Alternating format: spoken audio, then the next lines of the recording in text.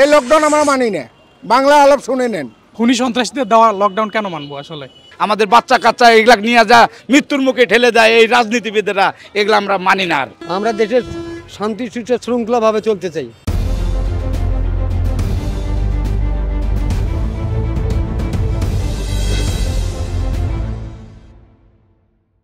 আজকে যে লকডাউন আপনারা দেখতেই পাচ্ছেন, এদিকে ক্যামেরা দেখলে বুঝতে পারবেন যে আমাদের পিছনে কত গাড়ি। কেউ লকডাউন মানতেছে না বলতে, আমরা শান্তিপূর্ণ মানুষ, বাংলাদেশের মানুষ আপনারা জানে যে সবসময় শান্তিপূর্ণ, এই জন্য শান্তি অবস্থায় থাকতে চায়। তো যে আওয়ামী লীগ ফ্যাসিস্ট আর কি যে বলছিল যে আজকে লকডাউন, সেটার তোয়াক্কা কোনো জনগণ কেউ করেনি।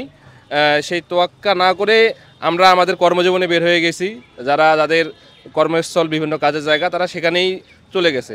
তো আমাদের দেশে কখনোই জ্বালাও পোড়াও রাজনীতি করে কেউ কখনো সুষ্ঠুভাবে কোনো স্বার্থ হাসিল করতে পারেনি। ইনশাল্লাহ ভবিষ্যতে পারবে না, এখনো পারবে না। তো কোনো প্রভাব দেখতেছি না, আসলে সবকিছু স্বাভাবিক চলতেছে। আসলে খুনি সন্ত্রাসীদের ভয় পাওয়ার কিছু নাই, কারণ জনতা যদি সবাই যদি একসাথে থাকে, সবাই যদি একতাবদ্ধ থাকে, তাহলে আসলে এইসব খুনি সন্ত্রাসীরা রাস্তায় নেওয়ার সাহস পাবে না। আর যে কোনো পরিস্থিতিতে আমাদের জনতাকে একসাথে সব কিছু মোকাবেলা করতে হবে। লকডাউন মানার তো প্রশ্নই আসে না আসলে, কারণ লকডাউন আলটিমেটলি আমরা কেন মানবো? খুনি সন্ত্রাসীদের দেওয়া লকডাউন কেন মানবো? আসলে দেশে শান্তি চাই, মানুষজন যেন সুস্থ জীবনযাপন করতে পারে সেটা চাই। কোনো যেন খুন, চাঁদাবাজি এসব যেন না হয় সেসব চাই। লকডাউন মানি না, আমরা দেশের শান্তি শৃঙ্খলাভাবে চলতে চাই, এটাই হলো কথা। আর কি বলবো, আমরা তো বিশৃঙ্খলা কোনো রকমই চাই না। এই গাড়ি চলতেছে স্বাভাবিকভাবে, সুন্দরভাবে চললেই দেশের জনগণ সুন্দরভাবে চলতে পারলো, এটাই হলো সবচেয়ে বড় কথা। টানা তৃতীয়বার অর্জন করেছে দেশের সেরা সুপার ব্র্যান্ড স্বীকৃতি বসুন্ধরা টিস্যু। বাস পুরা গেলে মনে করে আমার ক্ষতি হচ্ছে, আমার ড্রাইভারের ক্ষতি হচ্ছে, আমাদের যাত্রীর ক্ষতি হচ্ছে, মহাজনের ক্ষতি হচ্ছে, সবারই ক্ষতি। এই ক্ষতিপূরণটা কে দিবে? মানুষ কি দিবে? দিবে না। এটা মহাজনকে বহন করা লাগতেছে। এই লকডাউনটা তো কীভাবে মানবো আমরা?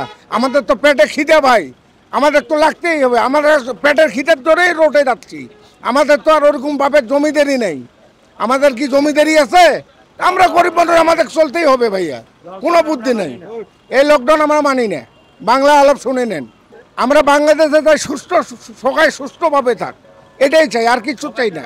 আমরা গুলেন খুব গরিব মানুষ, আমরা পরিবহনে চাকরি করি, আমাদের সুস্থভাবে আমরা গাড়ি যেন বহন করি খাইতে পারি। আমরা এটা নিয়ে আমরা দেশে কোনো শৃঙ্খলা চাই না, আমরা সুস্থ চাই। আমরা লকডাউন যে দিচ্ছে, লকডাউন আমরা মানি না। এগুলো আমরা মানি না, এগুলা কিছুটাই মানি না। কারণ আমাদের যুগে যুগে আমাদের এই ধন সম্পদ নষ্ট, আমাদের দেশের ক্ষতি, তারপরে আমাদের ছেলে পেলে, আমাদের বাচ্চা কাচ্চা এগুলা নিয়ে যা মৃত্যুর মুখে ঠেলে দেয় এই রাজনীতিবিদেরা, এগুলো আমরা মানি না। এগুলো আমরা চাই না এই দেশে, আর এগুলা নষ্ট হয়ে যাক, এগুলা সব বন্ধ হয়ে যাক। এটা কি মনে করেন ভালো? এটা তো দেশের সম্পদ পড়াইতেছে, আবার মনে করেন আমাদের ক্ষতি হইতেছে, একটা মালিক ক্ষতিগ্রস্ত হইতেছে। এটা তো কোনো রাজনীতি কেউ চাবে না ভাই। লকডাউন করলে কি হবে? লকডাউন করলে তো দেশ অচল, মানুষের ক্ষতি, জনগণের ক্ষতি হবে, ওদের তো কিছু হবে না যারা এগুলো করবে। চাই শান্তিভাবে দেশটা চলুক, সবাই শান্তিতে থাক, এটাই সবাই চায় আর কি। আমার তো শুধু চাওয়া না, এটা সবারই চাওয়া। প্রতিদিনের মতো স্কুল যাচ্ছি স্বাভাবিকভাবে। আমরা দেশে শান্তি চাই, কে আসে আসুক ভোটে সেটা আমাদের দেখার বিষয় না। আমরা জনগণ, আমরা শান্তিময় একটা পরিবেশ চাই। এটা হচ্ছে আমাদের একটা চাওয়া পাওয়া, এটা হচ্ছে আমাদের একটা সমাজ। এটা যদি হয়, যেটাই আসুক, আমরা সুখে শান্তিতে বসবাস করতে পারলেই হচ্ছে। আর কোনো সমস্যা হচ্ছে না। স্কুল যাইতে আসতে আমরা প্রতিদিনের মতো স্বাভাবিকভাবে স্কুল যাচ্ছি।